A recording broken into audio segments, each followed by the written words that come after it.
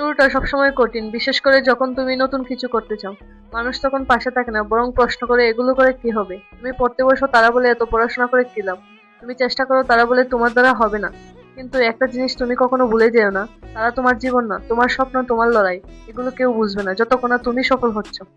আজকে তুমি একা বসে পড়ছো, কেউ দেখছে না, কেউ ক্ল্যাপ দিচ্ছে না, কিন্তু এই নীরব সময়টাই তোমাকে গড়ে তুলছে। তখন শুধু পড়াশোনা করছো না, তুমি তোমার ফিউচার তৈরি করছো।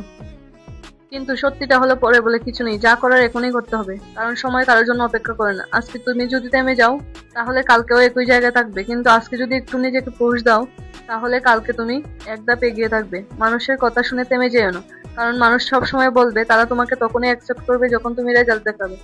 তাই এখন কথা কম, কাজ বেশি, নীরবে পরিশ্রম করো। লেট নাইট হোক, আর্লি মর্নিং হোক, যেভাবেই পারো নিজেকে বেস্ট দাও। কারণ একদিন এই ছোট ছোট এফোর্ট গুলোই তোমার বড় সাকসেস হয়ে যাবে। যেদিন তুমি সফল হবে, সেদিন কেউ জিজ্ঞেস করবে না তুমি কতবার ফেল হয়েছিলে। সবাই শুধু দেখবে তুমি কোথায় পৌঁছেছো। তাই আজকের কষ্টটা ধরে রাখো। এই প্রেশার, এই স্ট্রাগল সবকিছু একদিন মিনিং পাবে। নিজের উপর বিশ্বাস রাখো, ধীরে হলেও সামনে এগিয়ে যাও। তেমন না, হাল ছেড়ো না, কারণ তুমি পারবে। হয়তো আজ না, কিন্তু একদিন ঠিকই পারবে।